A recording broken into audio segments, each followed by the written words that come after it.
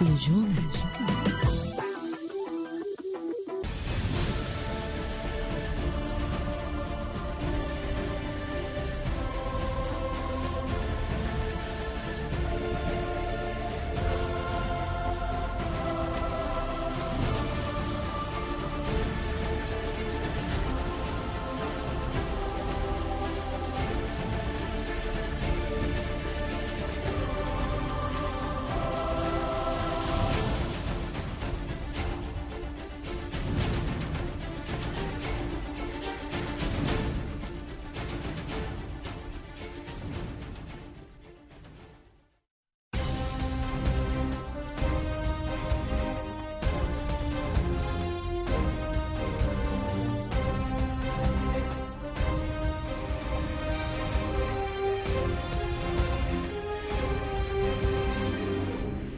Le Rwanda, à nouveau dans le sale drap, le pays des Kagame a déjà violé l'accord cadre de paix d'Addis Abeba. Kigali a doté la rébellion du M23 de 3 missiles sol-air. Information livrée par plusieurs sources et confirmée par le service spécial de FARDC. Les détails dans ces journaux. Les 30 avril, c'est la journée consacrée à l'enseignement en RDC. Parmi les activités, il y avait une rencontre des enseignants congolais autour du thème « Chaque enfant a besoin d'un enseignant ». On en parle également dans ces journaux. C'est l'heure de vous informer. Bienvenue à tous et merci d'être avec nous pour vous informer. C'était prévisible et on pouvait s'y attendre. Le Rwanda viole déjà l'accord cadre d'Addis Abeba. Kigali a doté la rébellion du M23 de 3 missiles sol-air. L'information livrée par plusieurs sources a été notamment confirmée par le service spécial de FARDC et les autorités congolaises. Et pourtant, c'est depuis 7 ans que cette arme est interdite de vente aux groupes armés par la communauté internationale. Selon les experts militaires, seul un gouvernement légitime peut s'en procurer.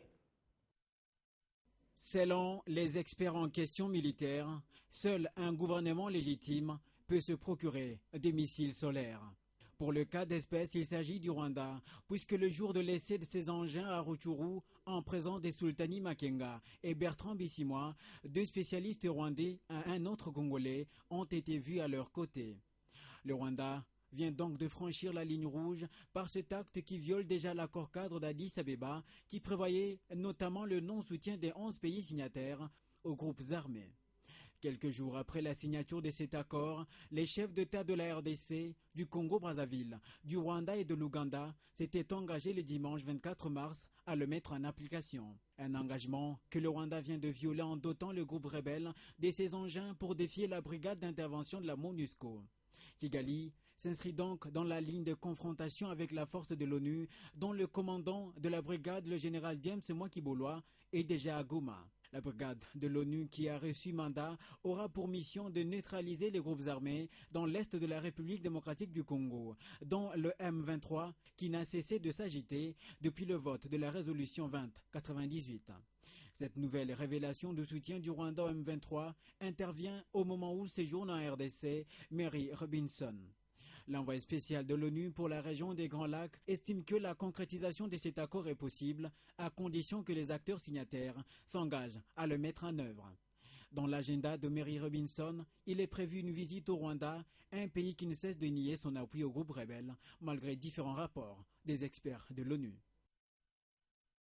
Déploiement de la brigade d'intervention dans l'Est, l'ère de l'espoir et de la paix au Nord Kivu a peut-être sonné. L'arrivée de la force spéciale destinée à combattre le groupe armé et les forces négatives n'est plus qu'une question d'heure. Et la question que l'on se pose est celle de savoir si cette force commence réellement à se déployer comme prévu. Et la réponse peut-être avec Julien Paluku, gouverneur de la province du Nord Kivu, avec qui nous sommes en ligne. Bienvenue gouverneur. Question directe, monsieur le gouverneur, à quand les déploiements de cette brigade tant entendu?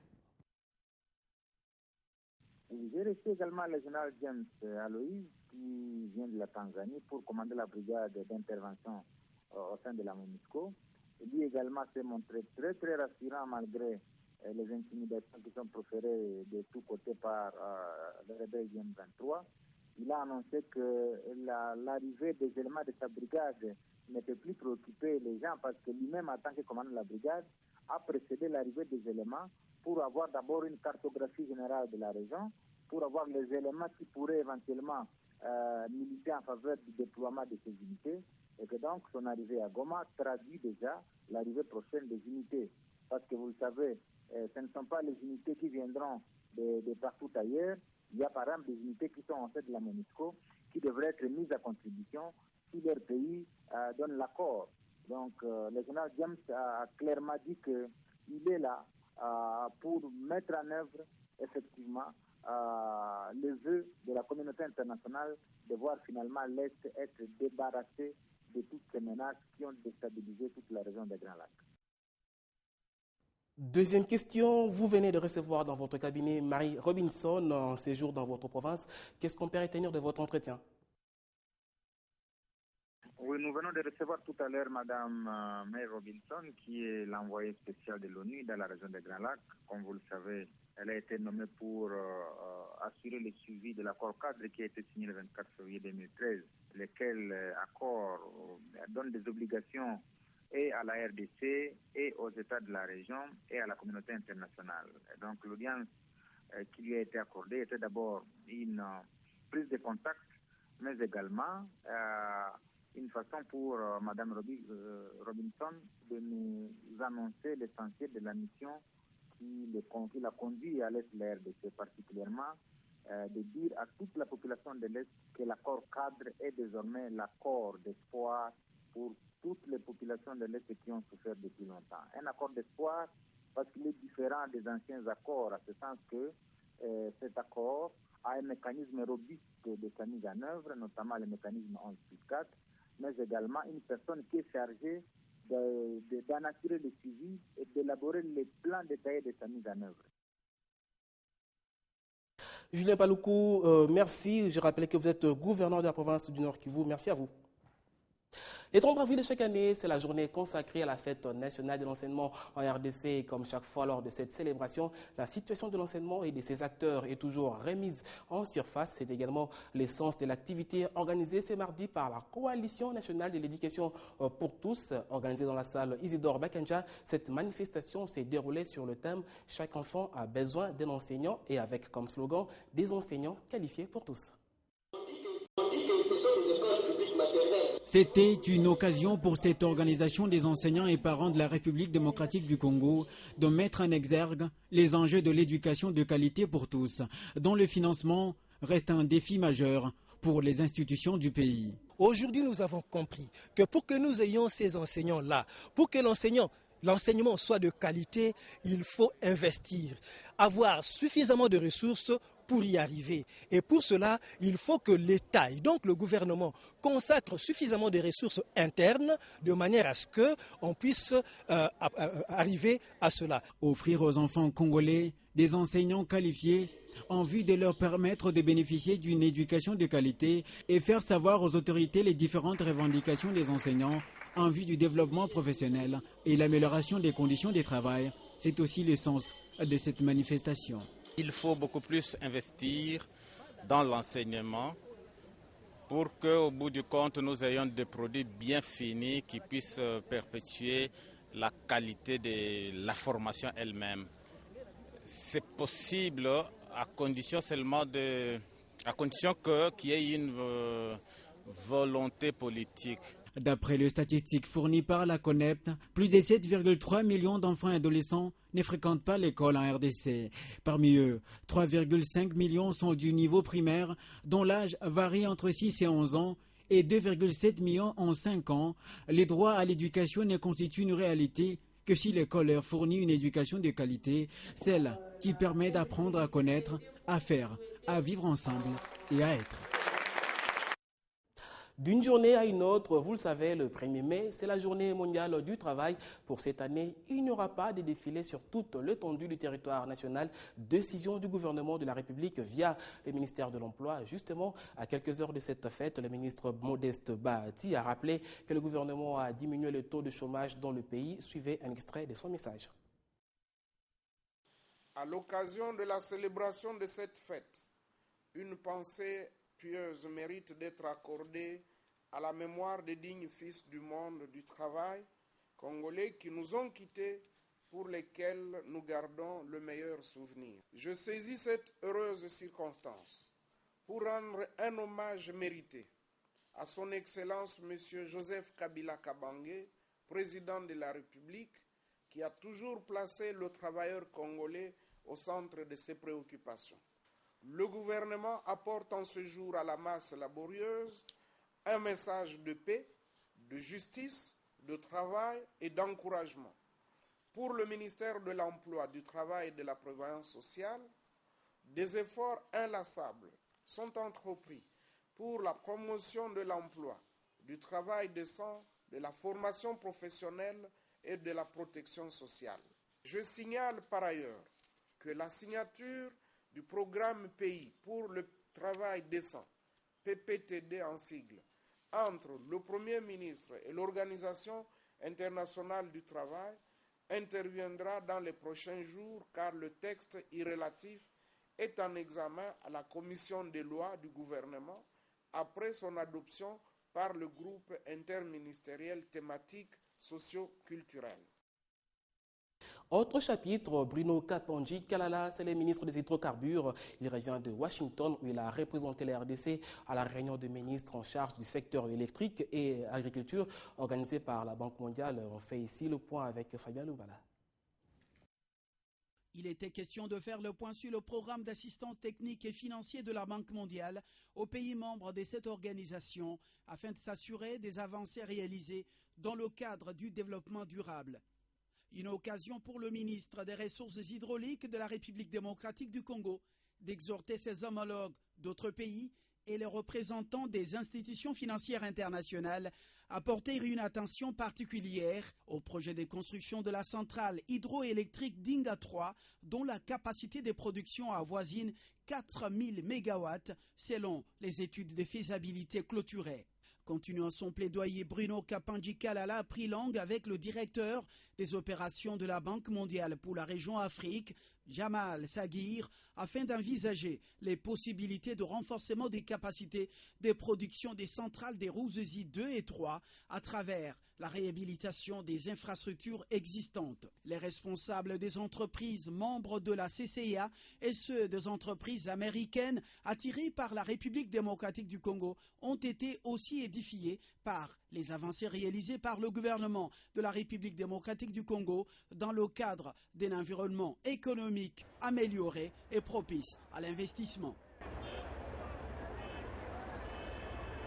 Parlons tolérance zéro. Un groupe de malfaiteurs a été appréhendé lundi par la brigade d'intervention des forces navales de la RDC sans péché avoir traversé pendant la nuit de dimanche à lundi la frontière liquide congolo-brazzavilloise par une baleinière où il y avait 52 fûts du carburant achetés à Brazzaville à destination de la province de l'Équateur. Sans permis de sortie, ces baleinières étaient saisies par cette force de l'ordre public pour une enquête. Ils ont traversé frauduleusement la frontière entre les deux Congos. Cette baleinière, dénommée Bassomboli, dépourvue de permis de sortie, a été appréhendée par les forces d'intervention navale de la RDC. Patrouilleurs, ils ont rencontré un navire très dangereux la nuit sur le fleuve. Parce que dans la police de navigation, si un navire est en détresse, on doit mettre des signes distinctifs. Non, c'est un navire en détresse. Il n'y en avait point. On a remarqué également le navire qui circule la nuit sous la frontière liquide. C'est un navire très suspect. Avec plus de 50 sacs de farine de blé, 459 bidons de 25 litres de mazout ainsi que 122 bidons d'essence, la baleinière protégeait 7 hommes, 2 femmes et un enfant de 2 ans à destination de la province de l'Équateur. Il y a beaucoup d'infractions, beaucoup d'anomalies. Arrêté pour non-respect du code fluvial, le gérant de la baleinière Bassomboli se dit ignorant des modalités régissant la navigation en RDC. Par rapport à la navigation, moi je suis armateur. Comme si cela ne suffisait pas, voici un autre spectacle vécu ce jour au sujet toujours des trafics irréguliers au pays.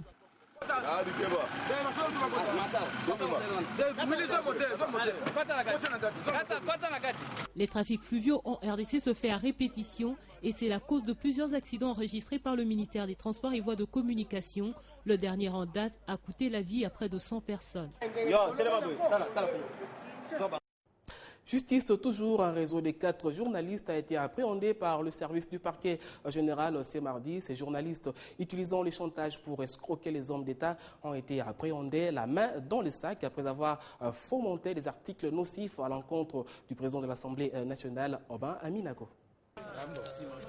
Il s'agit de messieurs et madame Chibende Chisungu, PDG du journal Le Monde, Norbert Condé Bolongo, éditeur du journal Le Réseau, Mulunda Chiswabantu Pascal, éditeur du journal Point Chaud, et Avedi Lawamba Jenny, éditrice responsable du journal Le Futur.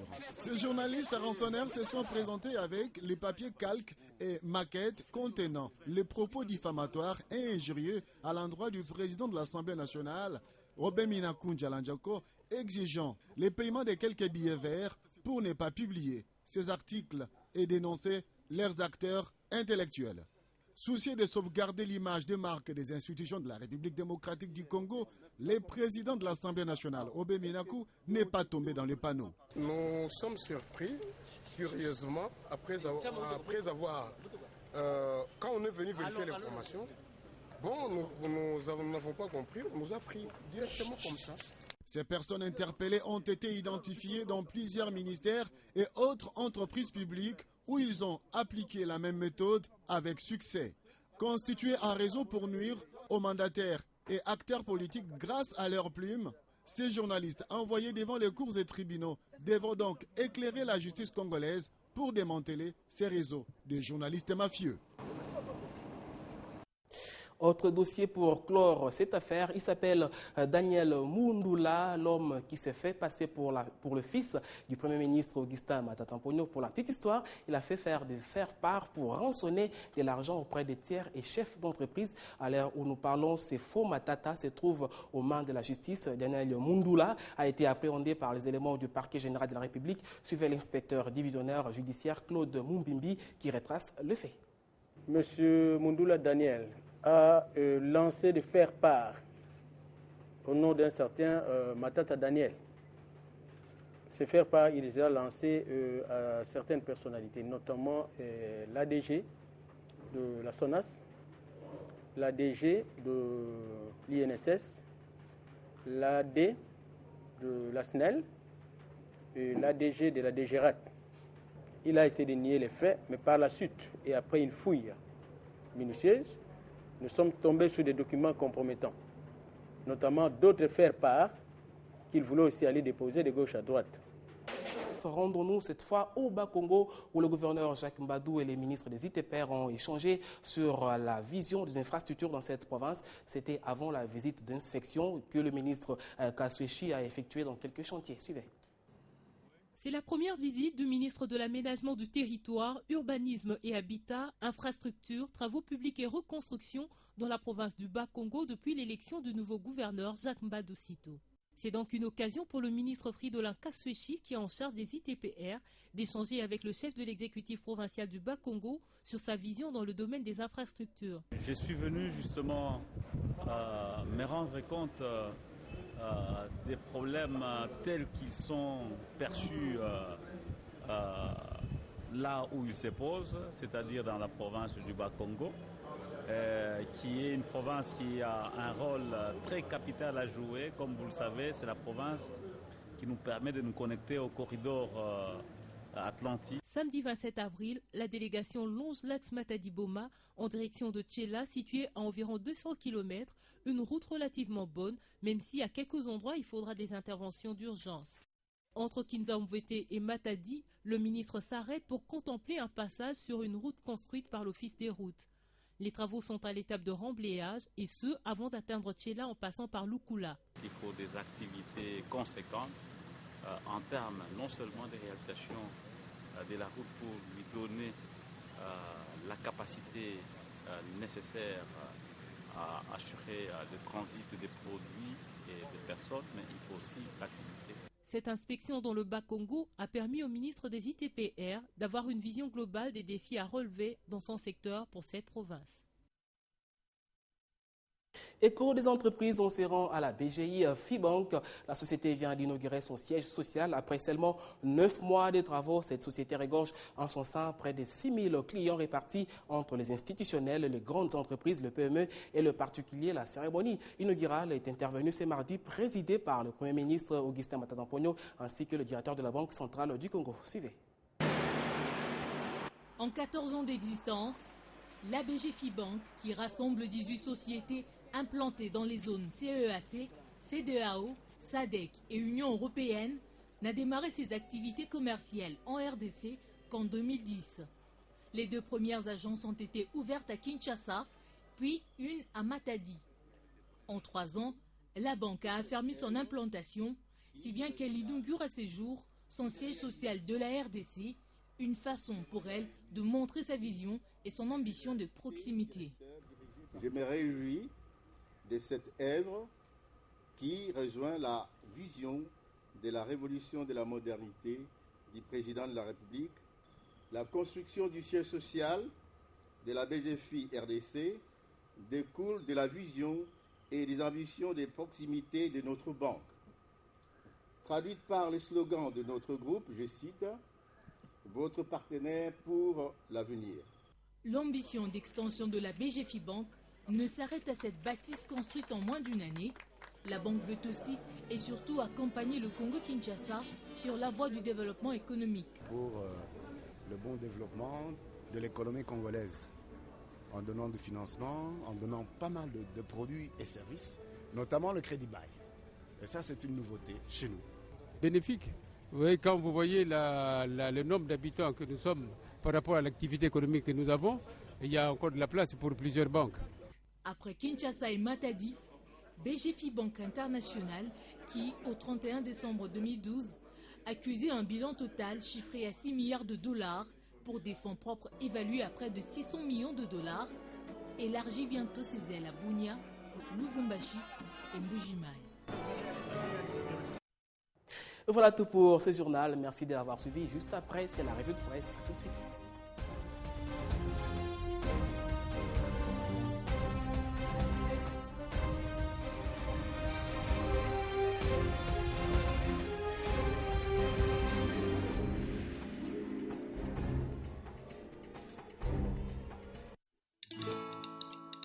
Dans la vie, nous avons tous des rêves, objectifs et aspirations. Vos projets d'avenir ainsi que ceux qui vous sont chers dépendent des choix que vous effectuez aujourd'hui.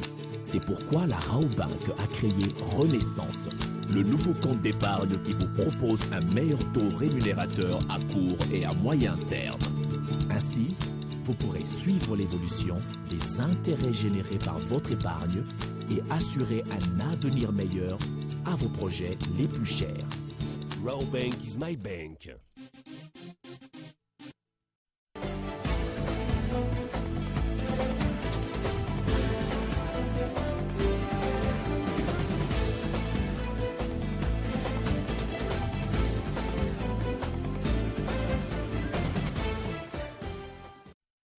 On va lire les journaux et faire le tour de la toile avec Charlotte Ibobois à la présentation. Bienvenue. Merci Freddy. Alors, on commence avec le premier entretien de Marie Robinson avec les autorités congolaises. Oui, l'envoyé spécial du secrétaire général de l'ONU dans la région des Grands Lacs s'est entretenu avec les responsables politiques de la RDC.